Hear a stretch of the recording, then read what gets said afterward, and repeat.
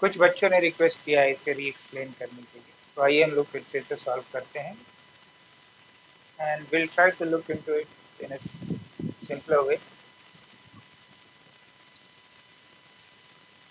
Question में दी हुई है पॉलिनोमियल px है where x is the real number. जब उस पॉलिनोमियल px को divided by x minus a, x minus b and x minus c, it leaves a remainders a, b and c respectively. Then find the remainder when px is divided by x minus a into x minus b into x minus c simultaneously. जब एक साथ divide करते हैं तो क्या reminder मिल रहा है? a and b and c के बारे में दिया हुआ है, these three are distinct, तो कोई भी दो सेम नहीं है या तीनों सेम नहीं है, इट इज डिस्टिंक्ट। तो सबसे पहले क्वेश्चन को आप रिमाइंडर थ्योरम को ध्यान में रखिए। पॉलिनोमियल x है, इसको मैं जब x माइनस ए से डिवाइड कर रहा हूं तो कुछ कोशेंट मिलेगा प्लस रिमाइंडर मिलेगा।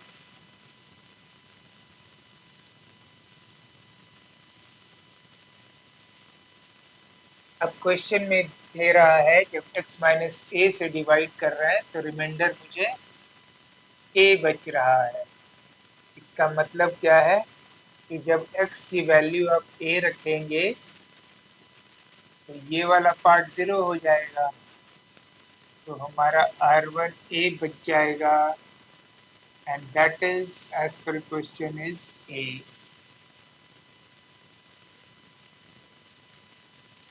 दूसरा केस, ये केस 1 हो गया। केस 2 जब x माइनस बी से डिवाइड कर रहे हैं तो फिर से पॉलिनोमियल को हम लोग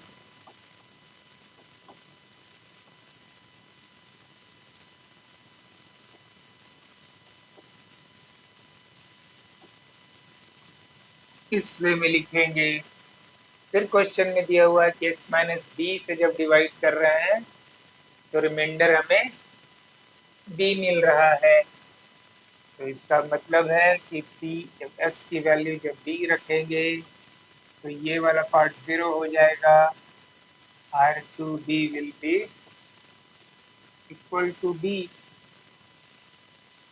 अब तीसरा केस, जब पॉलिनोमियल को x माइनस सी से डिवाइड कर रहे हैं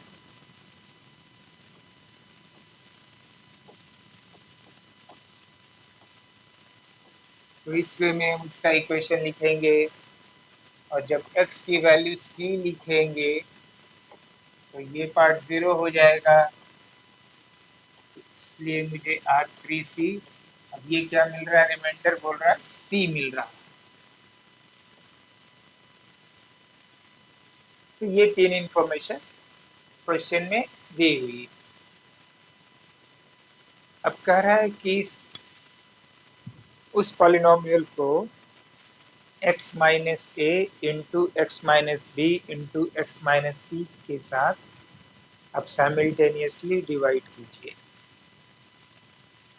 तो कहने का मतलब है क्वेश्चन के according, if we divide this polynomial x minus a into x minus b into x minus c, so let us say quotient is qx and remainder is rx। तो ये पूछ रहा है रिमाइंडर का वैल्यू rx का क्या होगा, rx क्या है, व्हाट इज rx।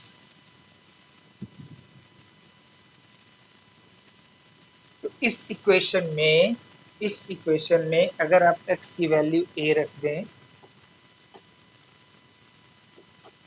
तो देख रहे हैं ये टर्म 0 मिल जाएगा, तो ये इंटायर टर्म 0 हो जाएगा फर्स्ट टर्म, सेकेंड टर्म बच जाएगा R A, but P A क्या है, P A is equal to A है।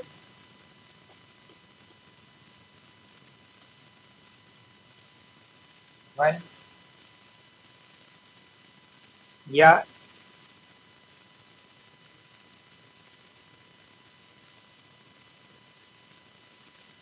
इसको इस वे में भी लिख सकते हैं कि R A minus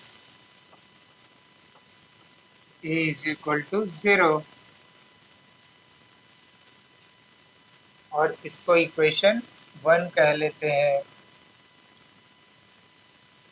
now second thing, जब x की जगह b रखेंगे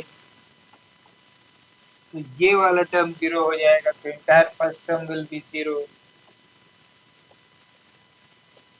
are B, but P B is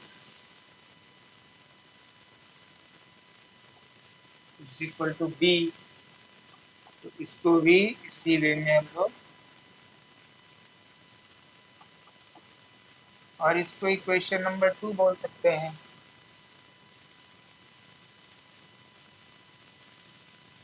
third part is सी, जब सी रखेंगे तो ये वाला पार्ट 0 हो जाएगा, तो entire first term will be 0, TC is equal to C।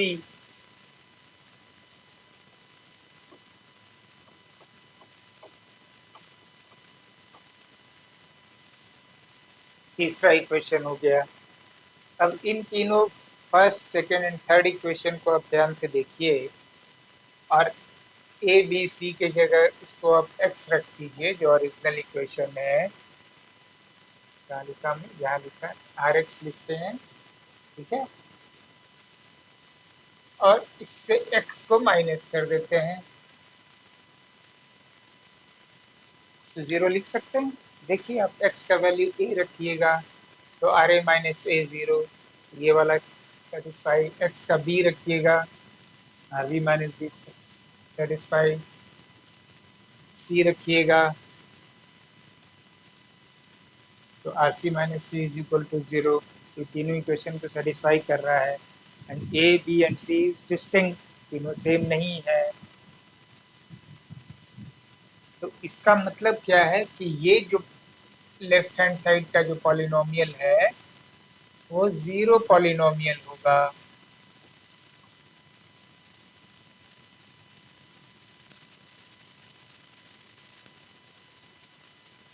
Zero polynomial ऐसा पॉलिनोमियल होता है जिसमें x का आप कोई भी वैल्यू डालेंगे वो 0 मिलेगा, उसकी वैल्यू, उसकी आउटपुट 0 मिलेगी।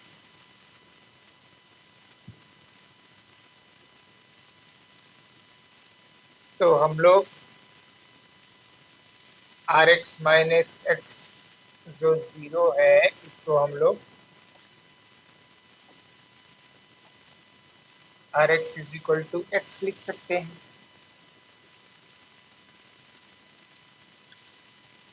है ना। इसको 0 पॉलिनोमियल होने के लिए आर एक्स को एक्स के इक्वल होना पड़ेगा। तो मुझे आर एक्स की वैल्यू मिल गई,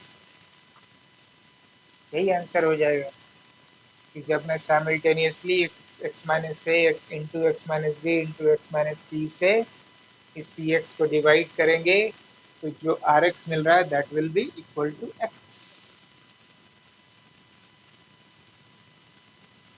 ये आपको आइडेंटिटी से आया है,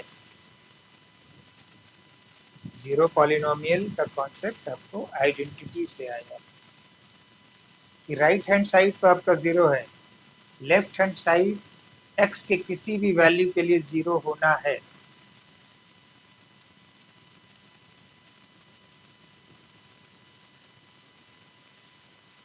तो मुझे ये 0 पॉलिनोमियल कहलाएगा क्योंकि राइट हैंड साइड को सेटिस्फाई करना है। अब 0 पॉलिनोमियल है तो x के किसी भी वैल्यू के लिए उसकी वैल्यू इस वाले, इसकी वैल्यू हमें 0 मिलनी चाहिए। तो वहां से मैं कंफर्म हो गया कि भाई R x will be equal to x.